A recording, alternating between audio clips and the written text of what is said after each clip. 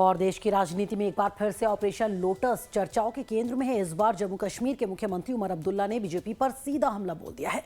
उमर अब्दुल्ला ने कहा है कि महाराष्ट्र में शरद पवार और उद्धव ठाकरे की पार्टी, पश्चिम बंगाल में ममता बनर्जी की टीएमसी और पंजाब में आम आदमी पार्टी के खिलाफ बीजेपी खुलेआम ऑपरेशन लोटस चलाने की बात करती है। उनका आरोप है कि विपक्षी दलों को कमजोर करने की कोशिश लगातार की जा रही है।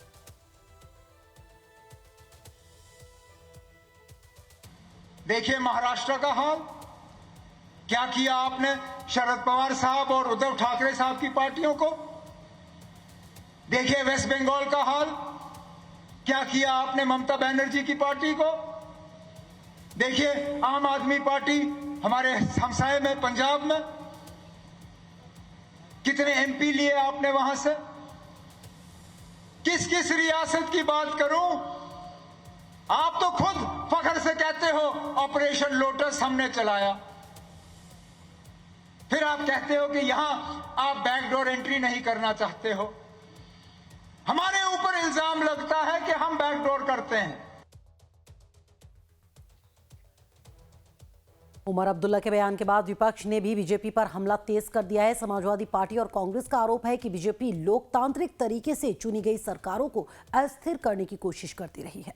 हालांकि बीजेपी इन आरोपों को राजनीतिक हताशा बता रही है। पार्टी का कहना है कि जब भी किसी विपक्षी सरकार के भीतर असंतोष बढ़ता है तो उसका ठीकरा बीजेपी पर फोड़ दिया जाता है।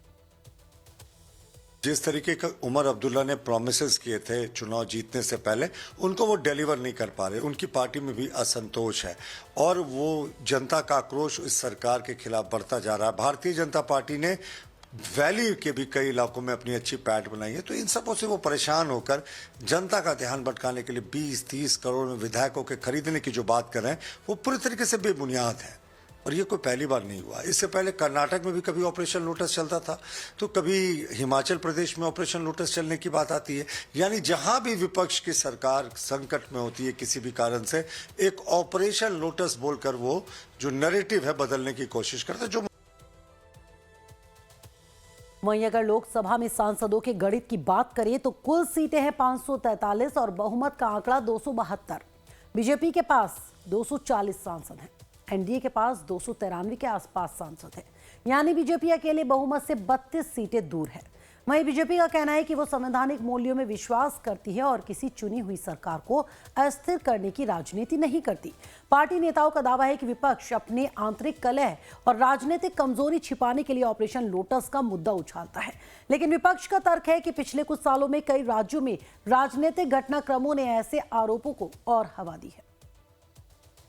I'm not surprised because BJP stands emboldened by the virtues of these grey zones that exist and treating MLAs like horses and also totally disregarding the mandate of the people, the will of the people who come out and vote in large numbers and they make their voices heard through their ballot.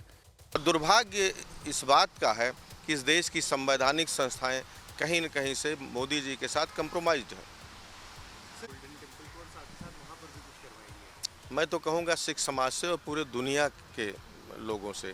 जिस तरह से सनातन को मानने वाले स्तब्ध हैं प्रभु श्री राम मंदिर की चोरी में, वो सावधान रहें। कोई नया पैतरा हो सकता है भारतीय जनता पार्टी का चोरी करवाने का। तो शायद यही वजह है कि अब ये बहस संसद के आंकड़ों तक भी पहुंच चुकी है। और अगर अब राज्यसभा की गणित की बात करें तो कुल प्रभावी सदस्य 245, बहुमत का आंकड़ा 123। बीजेपी के पास है 114 सांसद, बहुमत से करीब 9 सदस्य दूर है। एनडीए के कुल सांसदों की बात करें तो 152। राजनीतिक विश्लेषकों का मानना है कि लोकसभा में एनडीए के पास स्पष्ट बहुमत होने के बावजूद राज्यसभा का गणित सरकार के लिए अहम बना रहता है। कई बड़े विधेयकों और संवैधानिक संशोधनों के लिए उच्च सदन में संख्या बल महत्वपूर्ण होता है। ऐसे में हर राजनीतिक हलचल पर विपक्ष ऑपरेशन लोटस का आरोप लगाता है, जबकि बीजेपी इसे विपक्ष की राजनीतिक कहानी करार देती है। ये तो छुपा हुआ नहीं है। भारतीय जनता पार्टी जो देश में जिस तरह से तोड़फोड़ की राजनीति कर रही है, दूसरी की पार्टियां खत्म करने की राजनीति कर रहे हैं, और विधायकों खरीद फरोख्त की बात है, सांसद को खरीदने की बात हो रही है, या तो देश को लूट लिया है और देश को लूटने के बाद में आने वाला जो जमा पूंजी है वो अभी खरीद फरोख्त में लगाया है। ये कोई छुपा हुआ एजेंडा नहीं है। इससे पहले तृणमूल कांग्रेस यानी टीएमसी के साथ ये बड़ी राजनीतिक उठापटक हो चुकी है। पश्चिम बंगाल में ममता बनर्जी की पार्टी टीएमसी में बहुत बड़ा विभाजन हो गया था। पहले टीएमसी के 28 में से 20 लोकसभा सांसदों ने बगावत कर दी और nationalist citizens party of India यानी एनसीपीआई में अपने गुट का विलय करके एनडीए के साथ काम करने का ऐलान कर दिया। तो दूसरी तरफ महाराष्ट्र के उप मुख्यमंत्री एकनाथ शिंदे की तरफ से शिवसेना उद्धव गुट के 9 में से 6 लोकसभा सांसदों को अपने पाले में लाने की सफल राजनीतिक कवायद को ऑपरेशन टाइगर का नाम दिया गया था।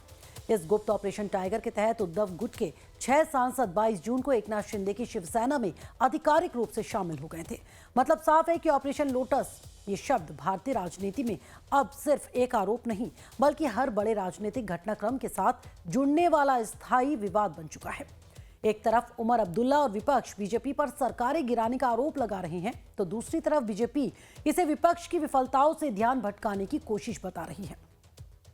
लेकिन सियासत में आरोप और जवाबी आरोपों के बीच सबसे बड़ा सवाल यही है कि क्या लोकतंत्र में सरकारें जनादेश से चलेंगी या फिर राजनीतिक जोड़तोड़ की बहस यूं ही जारी रहेगी।